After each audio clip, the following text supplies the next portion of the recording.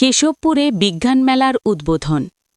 আপনারা দেখছেন পরেশ দেবনাথ পাঠানো ভিডিওচিত্রে বিস্তারিত।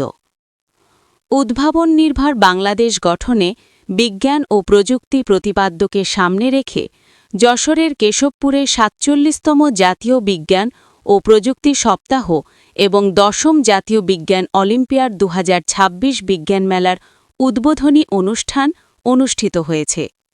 বুধবার ৮ এপ্রিল ২০২৬ সকালে কেশবপুর উপজেলা প্রশাসনের আয়োজনে জাতীয় বিজ্ঞান ও প্রযুক্তি জাদুঘরের তত্ত্বাবধানে এবং বিজ্ঞান ও প্রযুক্তি মন্ত্রণালয়ের পৃষ্ঠপোষকতায় উপজেলা পরিষদ চত্বরে জাতীয় বিজ্ঞান ও প্রযুক্তি সপ্তাহ এবং বিজ্ঞান মেলার উদ্বোধনী ঘোষণা করা হয়। কেশবপুর উপজেলা নির্বাহী অফিসার রেক্সোনা খাতুন সভাপতিত্ব করেন এবং ফিতা কেটে জাতীয় বিজ্ঞান ও প্রযুক্তি সপ্তাহ এবং বিজ্ঞান মেলার শুভ উদ্বোধন করেন।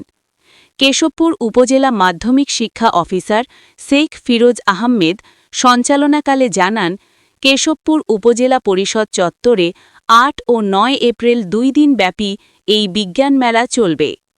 বৃহস্পতিবার থাকবে ১০ম বিজ্ঞান বিষয়ক কুইজ প্রতিযোগিতা, সমাপনী ও পুরস্কার বিতরণী অনুষ্ঠান। উদ্বোধন শেষে তিনি প্রত্যেকটি প্রতিষ্ঠানের ছাত্রছাত্রীদের বৈজ্ঞানিক উদ্ভাবনী স্টল প্রদর্শন করেন। উক্ত মেলায় কেশবপুর উপজেলার কেশবপুর সরকারি পাইলট উচ্চ মাধ্যমিক বিদ্যালয়, কেশবপুর মধু শিক্ষা নিকেতন মাধ্যমিক বিদ্যালয়, মঙ্গলকোট মাধ্যমিক বিদ্যালয়, গড়ভাঙ্গা মাধ্যমিক বালিকা বিদ্যালয়, পাজিয়া ডিগ্রি কলেজ, সাতবাড়িয়া মাধ্যমিক বিদ্যালয়, ভরত ভায়না মাধ্যমিক বিদ্যালয় সহ উপজেলার ২২টি স্কুল, কলেজ ও মাদ্রাসার শিক্ষার্থীরা অংশগ্রহণ করে।